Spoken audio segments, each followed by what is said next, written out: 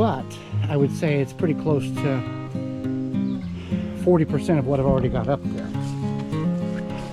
That came from all of this out here.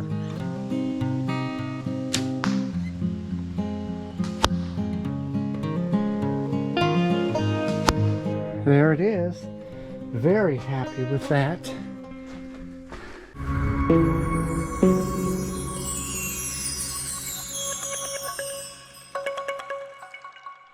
Welcome to Time by the Tent, another weekend here up at the land. Kind of got a laxed weekend a little bit. You're gonna have some good food. Gonna do some archery shooting. Got to get the bow sighted back, well, sighted back again. Get conditioned my shoulder and arm for archery season. I got some odds and ends to do today. And then tomorrow, the big project will be putting a headboard on the cot. If you follow the program for quite some time, or the last couple of weeks, I guess, couple of episodes, I've talked about this, and I've got it figured out how it will work. I just got to execute it.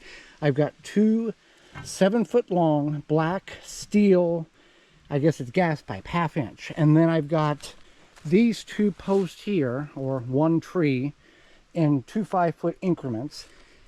I'll show you how it all goes together, but those are two of the main components. And then I've got some slats of 3/4 inch plywood that I had in the attic that I found years ago. I mean, like, we're talking 10 years ago. That's all going to go together and go in the ground and the whole deal. It should come together quite well, or in my mind, it is going to come together and we'll make it all work. Going to take the cart down, got to get some more firewood. I've got some tomato cages, going to put around the tomato plants in the garden. Wanted to show you this. Now, this is the outdoor shed that replaced the little tent that we had, little dome tent we had for just outdoor storage.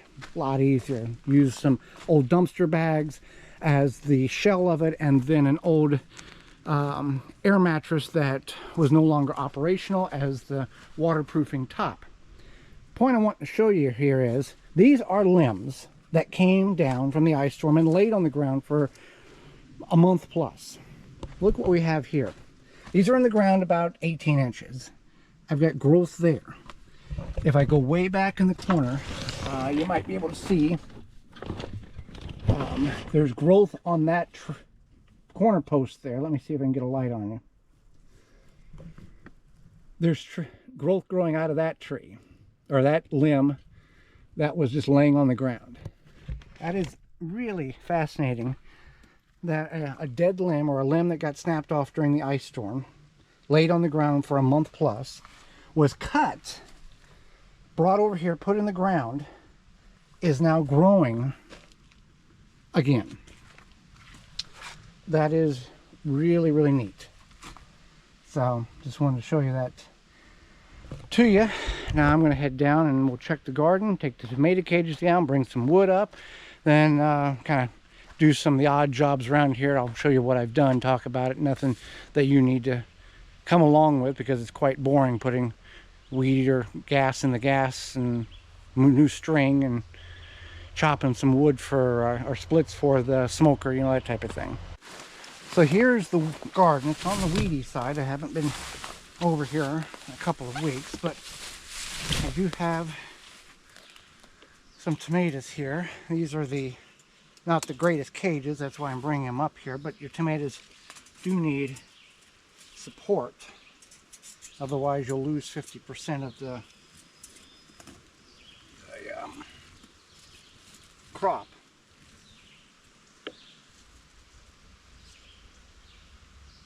Potatoes are not ready. They do have severe case of blight, but that's just the way it's going to have to be at this point. Here are the potatoes. Severe case of blight. Still got a lot of growth on, you know, these are going to be very small potatoes. This was all tilled and then planted. Oh, I got another tomato plant right there I'll need a cage for. So the tomatoes might be doing okay. The leeks and onions here are okay, just slow in growth. So one of the things that I was very diligent about early in the season, we're talking March, April, late May, April, early May, was This right here, this is a whole bunch of firewood, stove wood for the tent. Goes all the way back to here.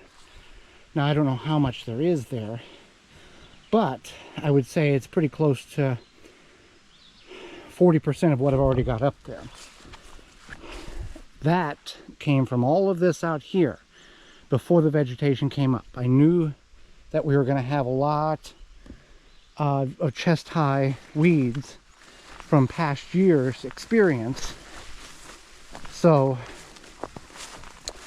wanted to come out here. There are some places where I could probably still get some lumber or firewood, but most of it is just way too thick. Got some raspberries there. Very early raspberries, very small raspberries. There's a lot more over in there. I'll not say a lot more, but a handful here or there. All of that can be potential firewood. These trees here I left standing. As you saw, I used it for the gate post and for the cell phone booster. So that's why I came in here and stacked it all right there. Then I'll get the vehicle, the SUV, fill it full, drive it up back and forth to dig at all that in the coming weeks. There is an elm tree over there that I would like to cut and then stack by the road, and then take one load up for those super cold nights where that elm is going to burn much hotter and longer than this pine and big tooth aspen. So I'm going to take some firewood up. I've got on the right hand side campfire wood, which is kind of a trashier wood, and I'll see you up at the top. That should be enough for the weekend. I can split those punky logs, just not good to burn in the fire, but I can split those and get them on the fire. Got the flag up. Looks good. I'll conclude the story about the trail camera if you've been following the last couple of episodes. This is a Reveal 3.0 Pro that I brought in from the woods for a temporary security camera. We have a Reveal X Pro that we normally have setting here, and 3 weeks ago I think it was, turned it on whenever I went in the tent, got up here, turned it off.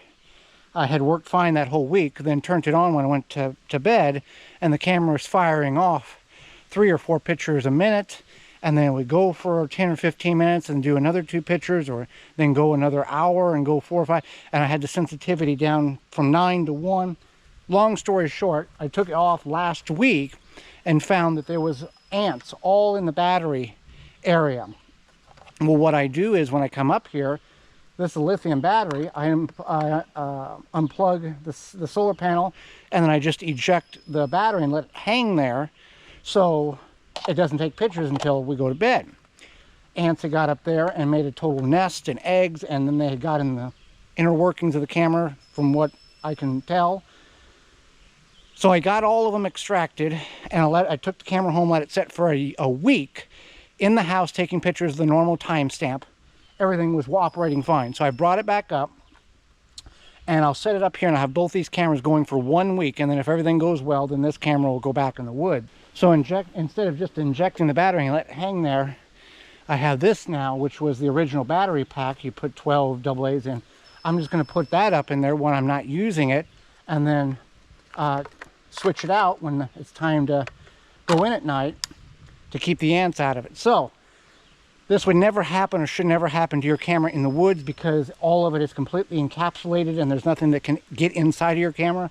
But it can happen. Ants can get in there and cause the sensors to go off multiple times if something like this is occurring, like when you're deactivating it and letting the battery hang, or for whatever case, ants can be the problem. So the solution has been solved. Didn't have to get a new camera, didn't have to buy a new camera, didn't have to get since I'm part of the program, didn't have to do any of that to get a reduced camera. I'm going to be able to use the one I have. So that's the conclusion of that trail camera, and it had ants in it, and now the ants have been evicted and the camera is operating properly now. Used up all the string in the weed eater last week and the gas. put it in the shed. Figured I'd just fix it this week, and that's what I'm going to do. Normal jobs you got to do on your property. I'm going to get that done, and then split some of the wild red cherry for the smoker. I've got some chunks there that I need to break down. Fill the bucket in storage shed, and then fill the tub in the smoker, and that'll be the next job. Just the way it goes. Got two puffers for the fire, the campfire, and the stove here. We bought the one on the left about a year ago, and then recently found this one at Goodwill for $2.99. Retails on Amazon that similar model for like $14, so I had to get it. So now we have two, and this one here, not the greatest quality. This one here looks fairly a lot better than that one, and this one costs like $16. So got that hung up, that complete.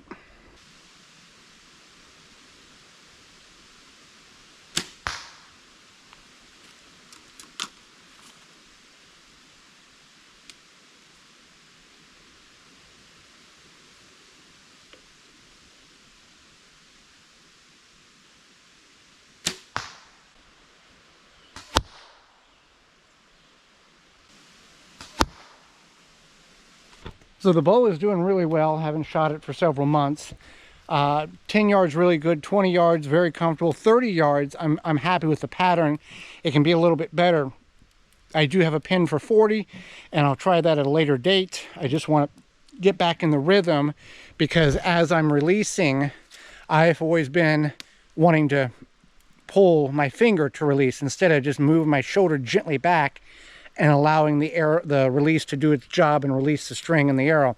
That's the proper way. You get a mounting point, and then you just ease your shoulder back just slightly to engage the release and to send the arrow down range, instead of jerking. And then when you jerk, everything is kind of moving wonky all the time. So very pleased with that. Would like to get 40. Figured out if I'm comfortable at 40, I would take a shot if 40 presented itself. The average shot for archery is about 22 yards.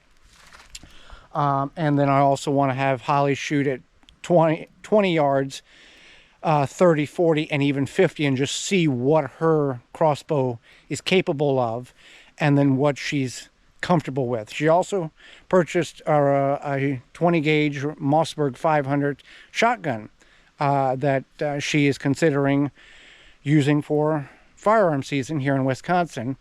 And if she thinks it's too cold, she's not going to hunt. But I told her, I said, you might as well purchase one if you're comfortable with one, which she did. And then if she chooses not to, she chooses not to. But she does have a firearm that she can use for deer season if she wants to. So I've got the fire going. Going to have chicken, possibly salsa chicken or barbecue chicken, whatever I want. And then I've got salsa and chips and sweet corn. So that was the grate that I built last week. That's in the video if you want to go back and check that out. So kind of a muggy night. The dew points are up. The weather station says like 62% is the dew points. Tomorrow overnight it's supposed to bottom out. It's supposed to be like the best day ever tomorrow. So we'll see if that holds true, and we'll get the the headboard put on the cot, so whenever we're sitting in the cot we can actually lean against instead of just sitting there and hovering. So that'll be a nice addition to the tent and make things a little more comfortable. If you've got an off-grid cabin, if you've got an off-grid campsite, tent, whatever, always try to improve your living conditions. It's kind of in the, if you watch survival shows, like Les Strout, Survival Man, or Dual Survivor, that type of thing. Their motto is always make your situation better every chance you get. That's what I do here. I'll show you what supper looks like when it's completed. So there is the salsa chicken, and the corn is trying to get cooked. Now we're cooking. This new grate really has worked well for anything and everything that we try to cook on it. So that's pretty much going to be it for the evening. Tomorrow's a big project for the headboard, and Might do a little wood clipping or splitting here or there, but other than that, I will see you in the morning. Good morning. Had pancakes for breakfast. I'm working on this headboard. So last night I was kind of doing some measurements here, and I was thinking I might have to take this whole back of the tent off and roll it up in order to get my 7-foot pipes in the ground. However, at least the way it looks, I should be able to do what I need to do here and get these pipes in the ground. And then that log is going to nest. This is going to nest like in the back side of the log. This has got to go down by another foot for the headboard. I want to bring the other one in over there and make sure I can get it vertically, which I should be able to. It'll be close, but I should be able to get it in there, and then I'll use that as a template in order to cut a notch in the back of those logs, and that log will set right here. The plan was to put a board right here to nestle that into the log, but I don't think I'll be able to screw that into it unless I put it this way and then try to twist the log around. So this is a work in progress. This is obviously, none of you will ever attempt to do anything like this, but this is one of those creatures of comforts or something like that. So a little bit at a time here, but I'm glad I don't have to, at least right now, unroll the back of the skin of the tent off in order to get everything in that I need done. So for you who are trying to envision what I'm trying to do here, these are the 1/2-inch black steel pipe that are no good. We were given these. So these are going to be the anchors that go in the ground, like you saw me hammering them in. Then this is going to be the post. And I'm going to take chainsaw and notch where this will set inside there. And then what I want to do is put a plate, 1x4, here to encapsulate that metal pipe. Not sure how that's going to work. I do have other thoughts on if that's not going to work the way I want it to. I've got it up here on my sawhorse. I forget, it's not a sawhorse. I forget what the actual sawbuck, maybe? I don't know. So I'm going to notch this out, square the ends up, and then I've got handrails that I need to also cut a groove in to embed that 20 inches on the opposite side. And then I've got 20 inches by 1 foot wide, 3/4 inch plywood that will go as the backing, the part you lean against. So I know that makes no sense, but we'll as it comes together, you'll understand it better.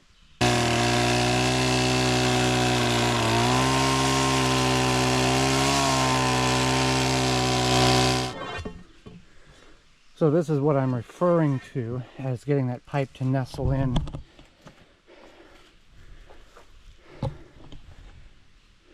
To that groove. And then figure out some kind of plate to put over this. I'll do the same on that one. So this is the general layout. You got to keep in mind how far off the floor you're going to be, which I need 20 inches. And then these two posts are going to be spread out farther apart, so they just about come to the edge of those handrails. The handrails will be etched into the log so it sits flush, and then the plywood, there'll be two more pieces of plywood across there. Posts are higher and taller than what they need to be. I'm debating whether to cut them off or leave them alone. I'm not sure yet, but this is the basic setup of what I'm working with.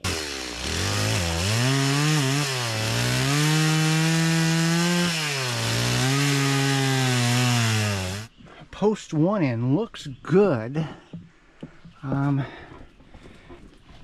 got decent support. I haven't done anything with the back like we talked about yet. I'm going to figure that out.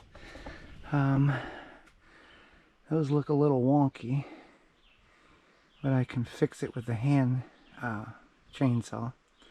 So let me get the other measure, get the other post metal pipe in, bring that other post in and see what it does.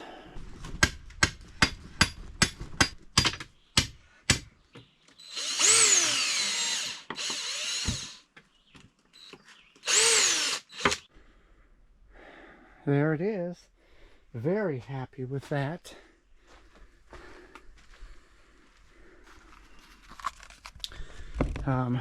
There is a little give, which is expected, and like on a normal headboard, unless I think it's mounted to the wall, there is a little give because it's connected to the bed, so there's a little give and take.